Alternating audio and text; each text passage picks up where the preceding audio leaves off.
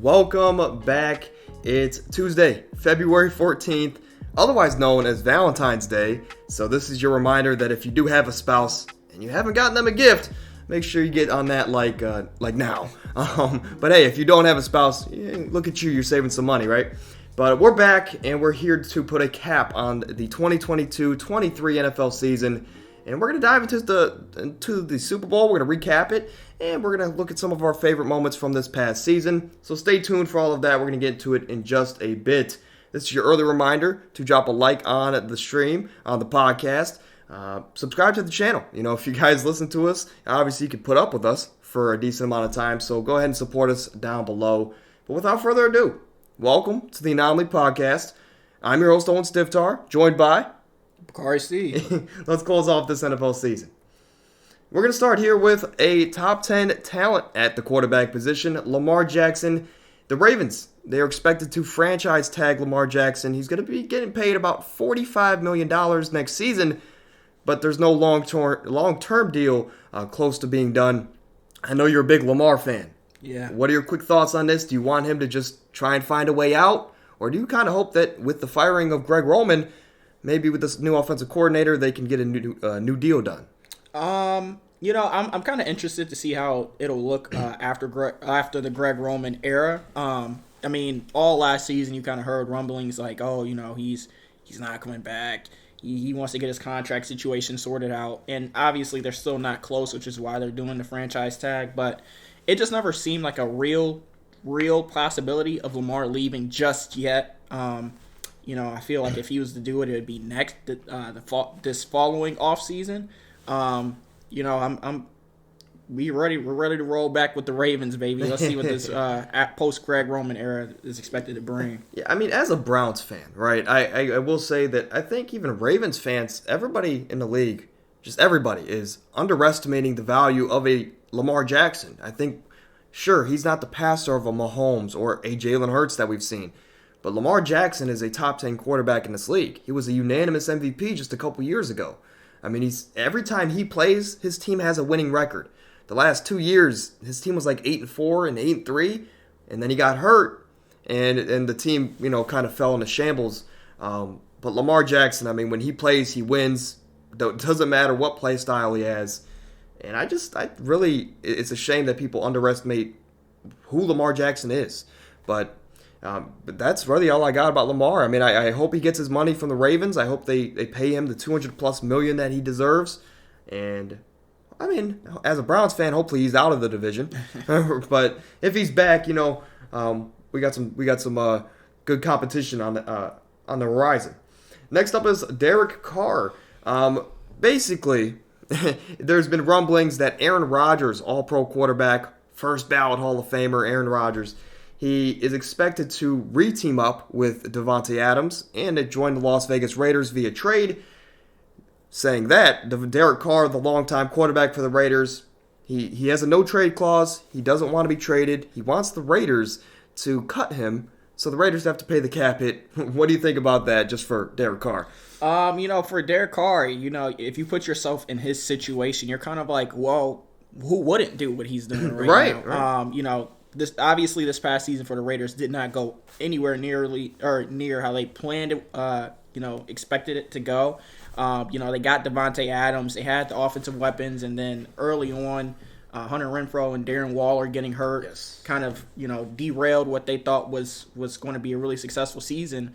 Even with that, they still had a lot of firepower on offense. The defense could never get it figured out. For Derek Carr, after this season. They were pretty much done with him. They were done with him before the season. So, as Derek Carr, you're kind of like, well, I'm not going to do them a solid and let them trade me without any penalty. I'm going to, make them cut me. They're going to have to eat some of that money. Right. Right. So, And a big thing here is, what's really questioning to me is, well, typically for Aaron Rodgers, he just signed a new extension with the Packers. If you were to be traded, that's a big cap hit for the Packers. So typically, throughout NFL history, the team that is taking on the big contract of a quarterback, we're talking about Aaron Rodgers, the team acquiring him will usually pay a lot of that cap hit or all of it to the opposing team to get Aaron Rodgers on the team. And the Raiders would have to do that. So it would be interesting to see if they could afford cutting Derek Carr and then bringing Aaron Rodgers in. Because that's not for certain. Right now, Aaron Rodgers is on that 4-day dark retreat. Yep. Yeah, so we don't even know where his head's going to be at after this. And you already know Derek Carr wants out of the door. So if Derek Carr wants out the door and you have to cut him, and you still can't bring in Aaron Rodgers, they're going to be like stuck in just purgatory. Like they're going to be just in the worst possible scenario here. Yeah. But next quarterback, we're talking about the best quarterback in the NFL, Carson Wentz. The Commanders, they're expected to release Wentz in the next week as they don't want to pay his money for next year. And this is Wentz's third stop, I believe, in the league, and he's been replaced in all three spots now. With Philly, he got replaced with Jalen Hurts, which we talked about on the last podcast, or last Tuesday. I was never the biggest Jalen Hurts guy. I was a big Carson Wentz guy. But he got replaced by the better quarterback. Then he goes to Indy. Indy's a recycling door for these older quarterbacks. And then Carson Wentz failed again. He got benched. And then he went to the Commanders, failed again. We know the story. Do you think he has another job in the NFL? Do you think he's another starting job, we'll say? I don't believe Carson Wentz will have another starting job. I could definitely see him as, a signed backup, a quality backup somewhere, kind of like an insurance plan. But as of right now, checking out the landscape in the NFL, most teams that do need a quarterback are trying to go after like the Derek Carrs of the NFL, people like that. I don't really see. I think Carson Wentz is definitely a tier or two below what Derek Carr is. Yes, no, without a doubt. So I don't think that he'll have another starting job, at least this upcoming season. Yeah, I mean, and if he does, I could see it being another, I guess just like a Sam Darnold situation or like a Baker Mayfield where he goes to like Carolina because they don't draft a quarterback. They just need one for the next year to be relevant. But I could see a Saints maybe if they get desperate. But no, I agree with you. He's going to be a quality backup, maybe in like a New England, or maybe he plays like a Jimmy Garoppolo role where he is just one of the better backups in the league, and he can make a good career out of that. But his starting jobs, they're pretty much they've come to an end, right? Yeah. But the biggest topic of today, as we fired through some of our quick news there, Super Bowl 57. The game happened this past Sunday. The Chiefs, Eagles, tied after the first quarter. Then the Eagles took a little bit of control. At halftime, they were up by 10, 24-14, but looked like it was in their hands. Then the Chiefs, they started their comeback in the third quarter. They narrowed the lead down to 6. After the third quarter, it was 27-21. And then after running the same play twice, the play called Corn Dog by Andy Reid, they scored 2 touchdowns. The Chiefs closed the game off with a game-winning field goal. They won 38-35. Immediate thoughts. I mean, I know you were going for the Eagles in that game. Yeah. What were your thoughts just throughout the whole game? When you it seems like every time you root against the Chiefs, no matter if the team that you're rooting for is up 42 or, up 3, the Chiefs are never out of the game, and even if it's the first, you don't think the Chiefs are out of the game until the game is over, and that's kind of how I felt after the first half. Especially with the longer halftime than usual. You have the Super Bowl or the halftime performance by Rihanna. Halftime is I believe like 29, 30 or 30 minutes, something like that. Yeah. The players are kind of just waiting around, ready for the second half to start. So that's good time to. For the losing team to clear their head, kind of get things back on track. For Pat Mahomes, it definitely helped. You saw him kind of tweak that ankle a little bit at the end of the first half, yes. And he came back out. He wasn't even limping, which is amazing. But I think the Chiefs ran that motion offense, and it was just really unstoppable. Especially when for the Eagles corners, they couldn't really do anything about it. The Eagles, they dominated time of possession. They did. I think yes. they only had 1 3-and-out in the second half. Yeah, and that was in the second half. And they played good enough to win, except they didn't. They played Pat Mahomes. So. Right, and I guess that's what happens when you play the best player in the league. But we talked about it last Tuesday. We went through all the position groups, and we basically said that the Eagles had an advantage in every position. except for quarterback and head coach. So arguably the two most important positions, or well, I guess we combined receivers and tight ends. Yeah. But the quarterback and head coach were the biggest advantages for the Chiefs, and I guess that's all that really mattered, right, on the biggest stage. But it was definitely I was talking to my dad. I said that, after the Eagles had that deep touchdown to A.J. Brown in the corner of the end zone, and I was like, I really thought the game was over. I was like, the Eagles are too complete of a team. They're too good on both sides of the ball.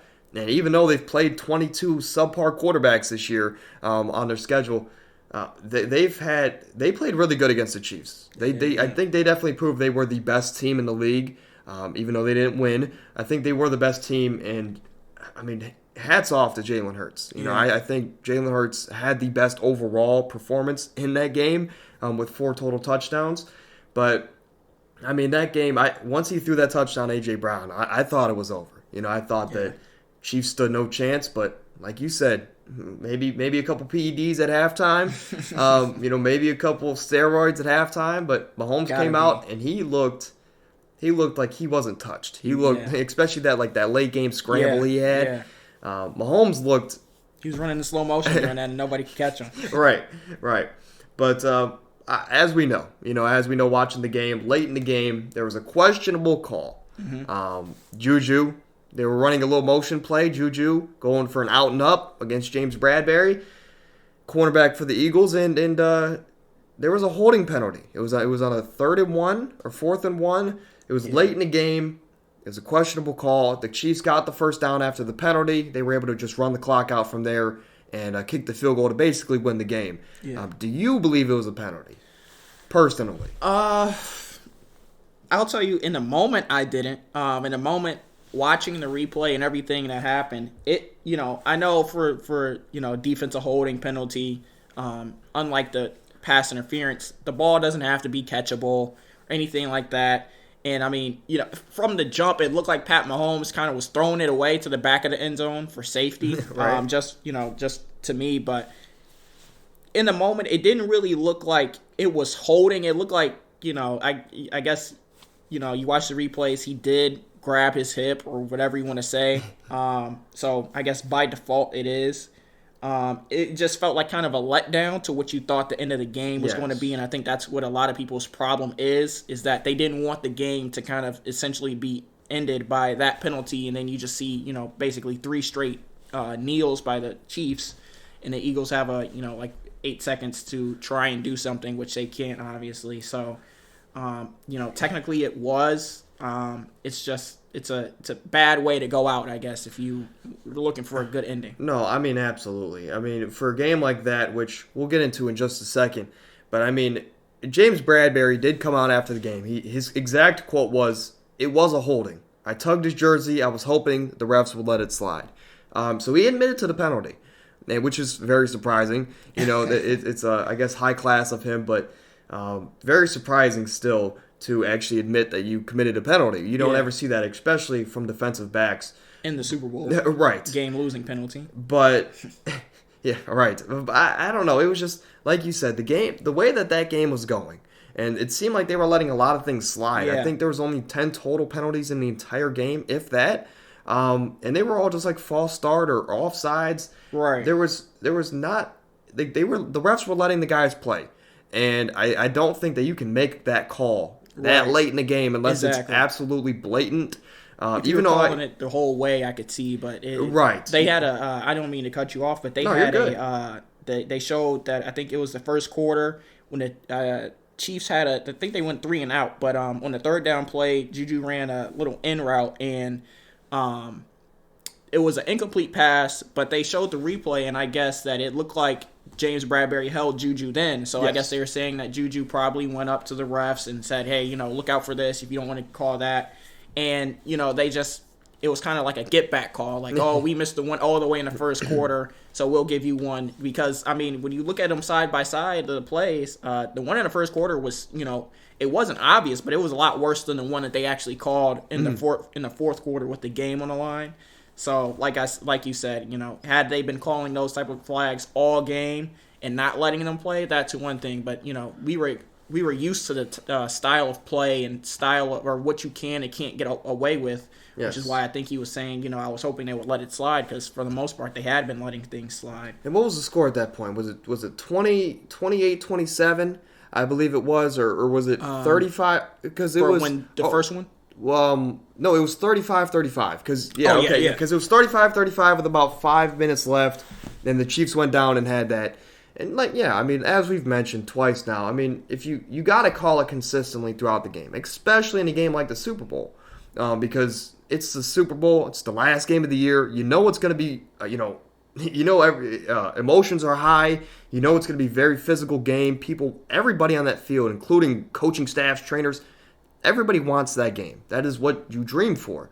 And to call a foul like that, and it wasn't blatant, even though I was a Chiefs fan technically in that game, I didn't want it to end that way. I would have rather had Juju outbeat James Bradbury and go and catch the ball, or James Bradbury makes a play and knocks the ball down. Chiefs have to kick a field goal, and then boom, we have a minute and a half left of Jalen Hurts and this Eagles offense to give us the chance to see that maybe they could go down and tie the game or take it to or win the game late. But late in the game like that to call a penalty, it's unfortunate. But that does lead me to my next question. We talked about it again last Tuesday. We talked about a lot of our Super Bowl or favorite games and moments. I believe this is the best game or best Super Bowl game I've ever seen in my life. From every Super Bowl live, from 2011 till now. I believe this was, with how competitive it was from start to finish, arguably the most entertaining Super Bowl I've ever seen. With the Eagles going up, then the Chiefs storming back, then the Eagles tying it up late in the game, then the Chiefs have a good run or go take it all the way down and kick a field goal. It was probably the best Super Bowl I've ever seen. Yeah. But what do you think? I think both teams played perfect. No team deserved to lose that game, and the best player in that game was on the losing team in Jalen Hurts. Yeah. In terms of live Super Bowl that I remember, first quarter to fourth quarter, snap to snap, everything that happened in between, I would actually agree with you. I remember when Russell Wilson threw that pick on the goal line to Malcolm Butler. But, I can't really remember like the first or the second quarter of that game, only because the ending was so iconic. Right. So you don't really remember anything that happened before that. But, this game from the jump, it just kind of screamed like it was going to be one of those type of games. First quarter earlier, midway through the first quarter, it's already 7-7. Mm-hmm. You're already thinking, oh, this is a shootout. Then halftime is 24-14. Then next thing you know, like you said, the Chiefs come out rolling. It was a really good game. I personally, because I have been actually wanting Pat Mahomes to lose more than a few times now by this point, I actually thought the game was over when the Chiefs went up 35-27. And I know that's crazy to say because the Eagles are rolling and Jalen Hurts was rolling. But it was just the way, like, Pat Mahomes, he really commands a game when he gets into those grooves. And it almost makes you feel like the opponent knows that there's nothing they can do. But Jalen Hurts, like you said, he went down, not only got a touchdown, he ran the 2-point conversion in himself. And that's what led us into that flag we were talking about. Like you said, this was a really good game. It's probably first to fourth quarter, snap to snap, the best game I've seen in the Super Bowl, like you said. Yeah, and it's like you mentioned. I will say I was a Chiefs fan in this game. Again, I picked them to win, and I did say that if the Chiefs were going to win, it was going to be close. But when we think about Super Bowl, and as you mentioned that Seahawks Super Bowl with Malcolm Butler, Super Bowl, we remember the moments, the key moments, the key plays in every Super Bowl. With that Super Bowl, Malcolm Butler's interception. We remember the 28-3 comeback. Right. We remember the Philly special. Mm-hmm. And you tell me what happened in the second quarter of that Eagles-Patriots game. I couldn't tell you. But I tell you how the game ended. Right. We had the Philly special. This game, unfortunately, I think the memory here is going to be Pat Mahomes did lead his team down there, but there was a controversial penalty call. Yeah. And I think that's going to be the moment we all remember to close off this probably the best Super Bowl ever. Yeah. Right? Or at least in the last decade. And go ahead. And it's crazy because I remember when they threw the flag and everything, you were looking at the replay. It was crazy to me. Obviously, the refs are going to throw the flag when they feel like throwing the flag, but it kind of seemed like they weren't even really going to call anything on that play until they showed the replay, and Pat Mahomes, he was pointing, and it was almost like he was just like, demanding a flag be thrown, and it was like they kind of just threw one out of the, it was kind of like they knew it was a 50-50 call. They could call it if they wanted to, but the way they had been calling the game, it didn't make any sense. And it was kind of like they just kind of fell into the, this was a textbook, right to the book definition of holding, so we gotta call it. It was just weird to me that, it kind of took a little bit of time after the play, between the play ending and the flag being thrown. And I think that's what caused a lot of people to be upset too. Had they thrown it, when he actually did it, for starters, it kind of maybe would have made a little difference. But the fact that they didn't throw it until the play's over, everybody's, kind of transitioning to the special teams units, and then they're like, oh, hang on, this was a hole. Right. And again, I mean, that penalty is going to be what we remember from this game. Yeah. Yeah, we'll see it was 38-35. Oh, must have been a magical run by Mahomes late in the game to get a field goal. There was some help there with the refs. And like you said, it could have been a Tim Donaghy a get-back call, right? Where it's, okay, we missed it. We're going to call this later in the game. We're not going to, maybe cost the Chiefs the game because we didn't call it in the second quarter. Right. So we're gonna make do and give them that call. But I do want to shout out, as a Gator fan, we don't have much, so let me have this minute. Kadarius Toney, I mean, for someone who they picked up in a trade for nothing, and he had a good first week with them, we didn't see him for like 2 months straight. He didn't play. I know he was battling some injuries, and the coaching staff just didn't have him in the game plan. But in that Super Bowl, for him to take that punt back, I think that is the play of the game, in my opinion, just because at that point, I mean, it was 35-27, I want to say. It was 28-27. It was 28-27 because that's when they went down to score. You're right. Yep. I mean, to be honest, I think that literally was the play of the game because it allowed the Chiefs to go up by 8, and it forced the Eagles to go down and have to get 2, which they did, but when you're up 8 in a Super Bowl with 5 minutes or a quarter to go, you feel really confident, especially when you're one of the best 2 teams in the league. Exactly. But that punt return, for him to flip the field like that and take it all the way within the 10-yard line, Kadarius Toney, he did it at Florida all the time. He's showing it in the NFL. Yeah. Oh, jeez, go ahead. Yeah, I agree with you. Obviously, when we think about this game from years to come on, or for years to come, we're going to be thinking about the flag. But like you said, this punt return right here, the way he was able, I think, what did he get down to, like the 4? Yeah, it was within the 10. Yeah, I thought he could have been closer. Exactly, I thought that he should have. I thought he was going to get the touchdown as a biased Eagles fan. I was like, just go ahead and score so we could get the ball back and hurry up with it. But that completely changed the game. The Chiefs running those, basically the same play back to back for a touchdown. Yeah. I think that, obviously it changed the game. They scored on both of them, and they really knew. You saw it in the first quarter, especially on their first touchdown drive when they sent Travis Kelce, when they put him in motion, and then they let him run that little corner route, and he caught the touchdown. Yep. You kind of saw it then, and I remember watching. I was like, man, there wasn't even anybody to help over top of that play. He was just, it was just they knew what they were doing, and they really, second half they really came out with a vengeance with that. And like I said before, it was pretty much just all motion. That, and they couldn't stop Isaiah Pacheco. It felt like like he was ripping off 7-8 yards a run, and go ahead. I'm sorry. It's just that combined, they weren't able to stop Isaiah Pacheco.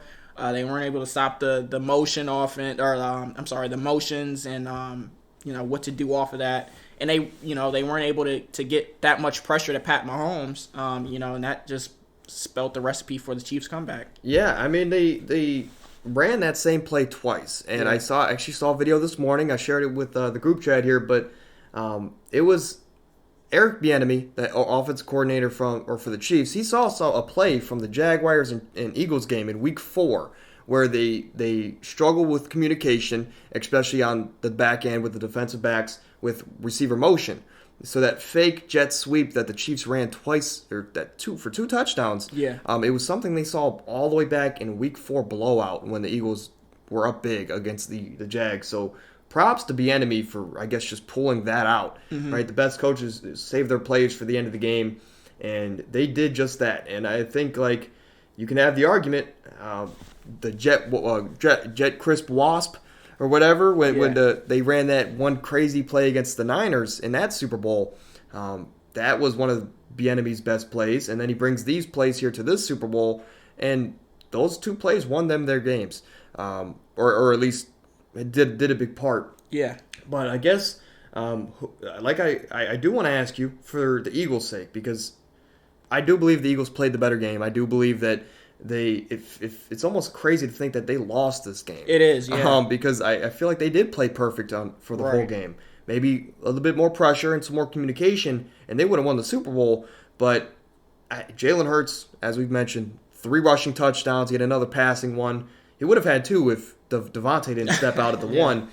But amazing game from Jalen Hurts. Again, he proved to me why he is a top 10 quarterback in the league. Yeah, I've been a Jalen Hurts fan since he got benched at Alabama. I know that's crazy to say because he got benched, but it's crazier to say now because of the success Tua had at Alabama compared to, or I guess you should say the success Tua had in college to the success Jalen Hurts had in college. But I never really felt like I kind of felt like Tua was like a Alabama system QB. Like he was really good because of what he had around him. Which how can you not be? Exactly. Right, with all that weapons Alabama has. And, I just kind of figured, I feel like Jalen Hurts has the higher ceiling. When he got drafted, he went in the second round, we all know. Carson Wentz started for most of that year, but then he came in at the end of the year, kind of cleaned up a few games. And it was kind of like, okay. That's part of the script. Yeah, part of the script, exactly. And then, last season, I don't think anybody was really expecting anything too spectacular out of the Eagles. Obviously, not like this year. And he got that team to the wild card game against the Bucks. He, like I said, he didn't play so well, but the fact that I think he was able to get them there, that showed me that I was like, okay, he took the necessary jumps. And then there was still question around his future, really. Even going into this year, they were like, okay, we got you all these weapons now. Let's show us what you can really do. It was almost like they were doubting him. And, like you said, this season, he really played really fantastic. Runner-up to the MVP, obviously. Yes. And in this game, he played even better than me, a Jalen Hurts fan, could have hoped he could have played. Right. I mean, other than, the fumble or the near pick he threw in the double coverage going back to A.J. Brown. But, I mean, you don't even remember those at the end of the game. All right, you remember the fumble, but you don't remember like the near interceptions he almost threw. You remember the great throws he threw to Dallas Goedert, A.J. Brown. Devontae even though he was wide open. Exactly. You see the runs he had, willing himself to get the first down. Or the 2-point conversion or a touchdown. And it was really just a spectacular game. As a Jalen Hurts fan, I couldn't be more proud, and I know that he'll only get, better. Yeah, at least we would think so. But, exactly. I mean, that's really, again, it was a great Super Bowl. I mean, Pat Mahomes was the first MVP to win the Super Bowl since 1999 in Kurt Warner. But it was a great game. It's a great way to cap off this season. Mm-hmm. I mean, any last thoughts about the Super Bowl? It was a great game, and really was arguably one of the best games I've ever seen. Yeah, I think we hit on everything. Yeah, right. Like I said, I think we did. It was a really good game. It doesn't, like you said, it doesn't feel real that the Eagles lost because it feels like they dominated in so many areas, and it feels like just a few mishaps or miscommunication points is really what lost them the game. And obviously, we're going to be talking about that flag for years to come. Next up, if you guys watched my Pro Bowl video, it was, I believe, 2 weeks ago at this point. I went through and I talked about my favorite moments from this season. I talked about the best moments as well, the most, the ones that we will remember for at least for years to come. And now today, since you're here with us, I wanted you to go through, we've had a lot of crazy catches this year. You had the Justin Jefferson against the Bills, George Pickens against the Browns, Darnell Mooney early in the year. You had Devontae Smiths, where he jumped over 2 people and caught the ball in week 1. Yeah. Penei Sewell's. We had a lot of crazy plays. You had Tyreek Hill when he grabbed that fumble off the ground against the Chargers and ran 80 yards. Yep. Brady, from the season, we'll remember it will be his last year, at least we think. Mm-hmm. We know that we had a lot of great playoff games, 13 of them. We didn't really have a blowout, I guess, aside from the Eagles and Giants. Yeah. Detroit. I mean, Detroit had their miracle Cinderella run where Dan Campbell, early in the year, he came to the podium and said, I'm probably going to get fired. And then he rattles off 6-7 wins, and they barely missed the playoffs. Yeah. And then also, as I mentioned, my favorite moment from this year was when Deshaun Watson got traded to the Browns. What is your, some of your favorite moments from this year? Yeah, some of my favorite moments. When you think about this season, you're probably going to be thinking about the Vikings come back against the Colts. They were down 33-zip, Yes. and they somehow won the game. And it, you think about that. Like you said, Deshaun gets traded to the Browns. Which we can't be as humble next year. We're going to talk about the Browns a bit next year. yeah. But go ahead. We are Cleveland natives, and we're going to make sure you know. Right.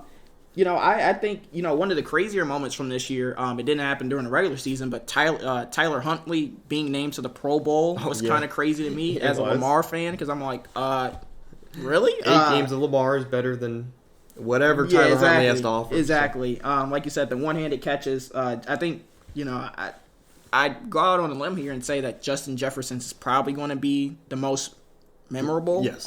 Even though George Pickens was really good.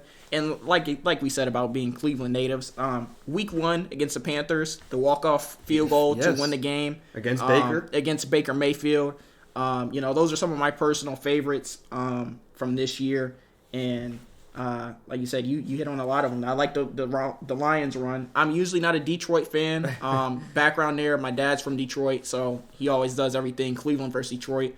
But I feel like the Lions had a really good feel-good story, and I think they'll be even better next year, obviously. Yeah, I mean, they're right now projected to probably make the playoffs in a lot of people's minds for next season. Yeah. Amon-Ra, the Sun God, he's amazing. Props to him. It'll be interesting to see what they do this offseason. Maybe go after a quarterback, but they seem to stand pat with Jared Goff over there in Detroit. So we'll have to see what kind of offseason they have.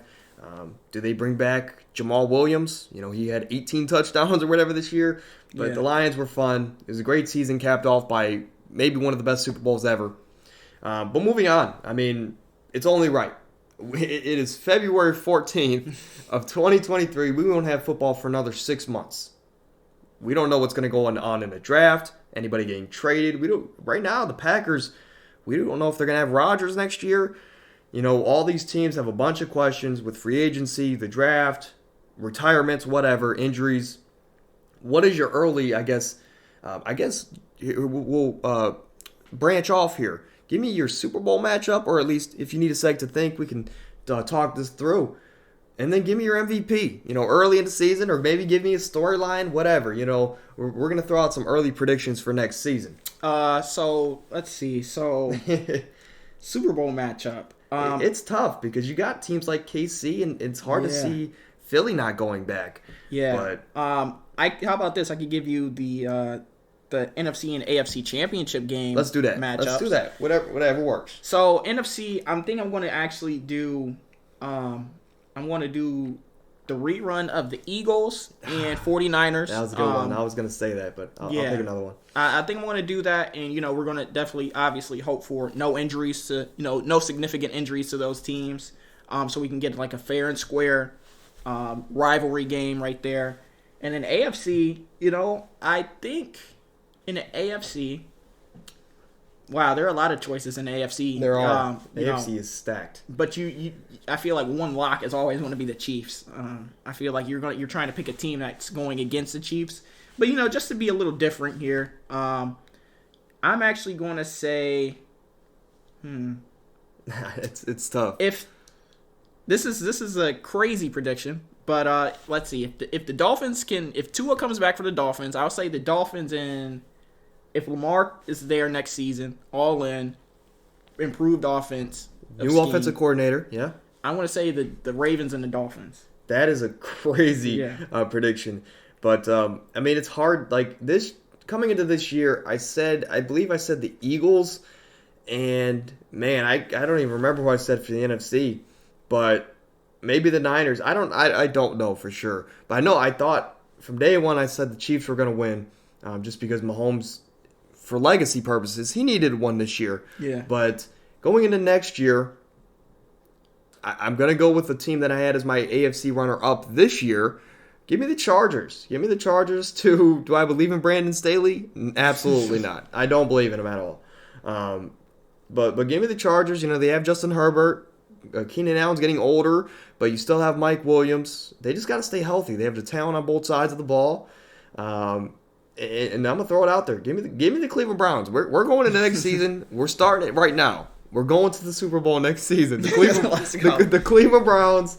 We're going to break all the narratives and all the curses around our franchise. We're starting the Deshaun Watson Super Bowl MVP ride right now. Yes, right we now. are, because Deshaun Watson, he's going to have 45 touchdowns. we'll let him have one pick next year. Maybe add another 10 rushing touchdowns, 4,500 yards. Something light. Yeah. Off year for Deshaun Watson. But we're gonna go with the Browns Chargers AFC title game. And man, this is gonna be stupid. We're gonna look back at this in a year, especially mine. Yeah, we're gonna look back and be like, well, Lamar got traded.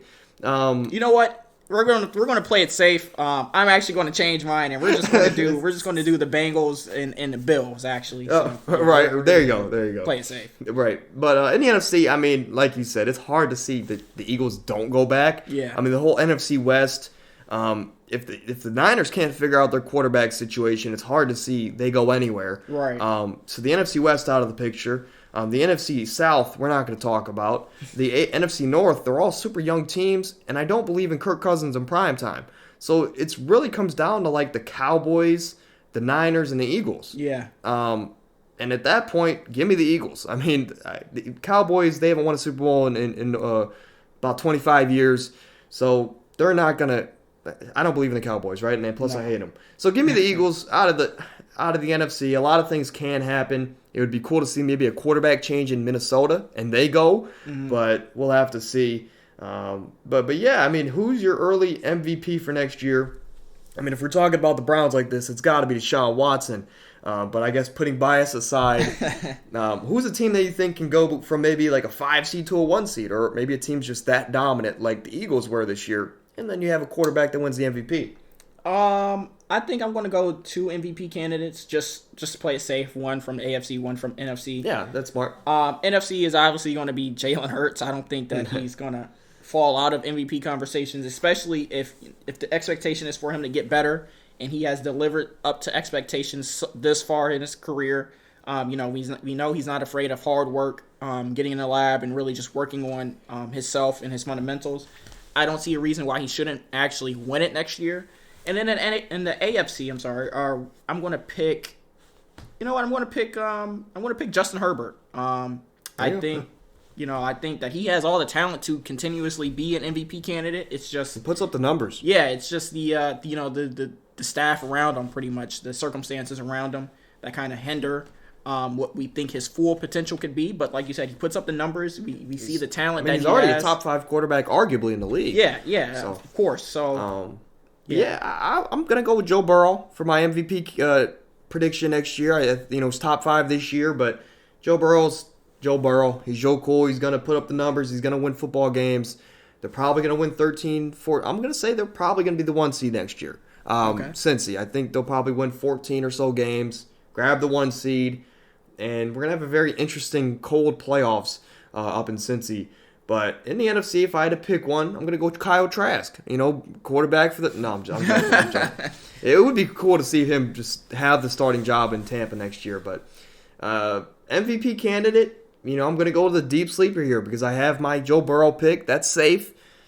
I'm going to say a team that was a bottom 5 team this year. A team that was nowhere near the playoffs, but they have an electrifying QB. Give me Justin Fields, man. Give me Justin Fields to shock the world next year. Bring this team from from the number 1 overall pick to a 4 seed. I think they can win their division next year. And as crazy as that might sound, but when you're that talented, when you're that good, you can win football games because the quarterback is the most important position. Justin Fields, maybe he can win. I don't think a 4 seed's ever won the Super Bowl or won the MVP, I mean. Oh, yeah. But maybe Justin Fields can break that. I also think next year might be the year we see like an off position win it again. Maybe so, Maybe yeah. like a Tyreek or a Justin Jefferson. Yeah. But you know, who knows? Next year's going to be a fun year. Hard to top this year, but next year, I mean, we got to see if the Broncos can fix Russell Wilson. Right. We got to see if Rodgers plays in Las Vegas. Yeah. Can the Chargers figure it out? The AFC South is, I guess, who's going to be that next team to command that division for years to come? Is Lamar going to be in the AFC? You know, like, what are the Titans going to do as far as their situation goes? Like you said, it's who the Texans draft, who falls to them, I should say. So AFC East is always going to be competitive with the Bills, Jets. Yeah, Jets are going to have a new quarterback, probably Derek Carr, but we'll have to see about that. It's going to be very exciting next year. But that is really it. NFL. Well, if you're asking, as the listener, when the next NFL podcast is going to be. Because from week 6 to conference championship weekend, we did a football podcast here every single Thursday. It was every single Thursday at noon. We had a sports podcast for you guys. But football season's done. Like that's the whole point of this episode, was to recap the season, put our last thoughts on it, look into the future. But this is the dead part of the NFL season. We won't, unless we have some crazy trade like Aaron Rodgers, or any crazy news or alerts. Yeah. We're probably not going to have a football podcast until middle of March. So March, NFL free agency starts March 15th. So we would be looking at maybe first or second week of March. We would bring back the sports podcast, at least for football.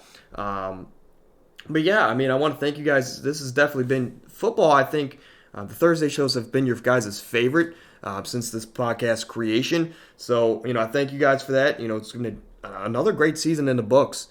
We've mentioned that a bunch of times here on this podcast. But next year, maybe we bring some more fantasy football. I don't know if you're a big fantasy guy, but maybe we can get you in it. That would be fun to have an experienced and someone who's, I guess, just getting more learning more, I guess. But we're going to have a lot more football content next year. We're probably not going to be back until middle of March, just so you guys know. But expect a lot of basketball content here from me and my co-host. But that's going to do it for today's show. Hopefully you guys enjoyed. As always, I want to thank my co-host for coming out. Any last thoughts here? Yeah, like I kind of joined a little late to the party, but we love the love and support that we continuously get. Thank you for letting us have a great football season. We hope you'll continue to stay with us and support. It's been a fun ride. Right. At least for this season. Yeah. But if you've made it this far, you've obviously been able to deal with us for 42 minutes and 53 seconds. So go ahead and support us down below. Hit the like button. You guys have been killing it on the like button recently. But comment down below. We love interacting with you guys, and hit the subscribe button if I can talk. But right now I think we're around 60. We've gained a lot of subscribers and views, I guess, in the last month or so. So you guys are finding the content, you're loving it, and that's always good to see. But we will see you guys on Thursday with a very exciting episode as we go head-to-head, mano-a-mano, and we're going to draft the all-star teams live. So it should be some fun. Maybe we're live, I don't know. But that should be some fun. Until Thursday, stay happy, stay healthy. We're out.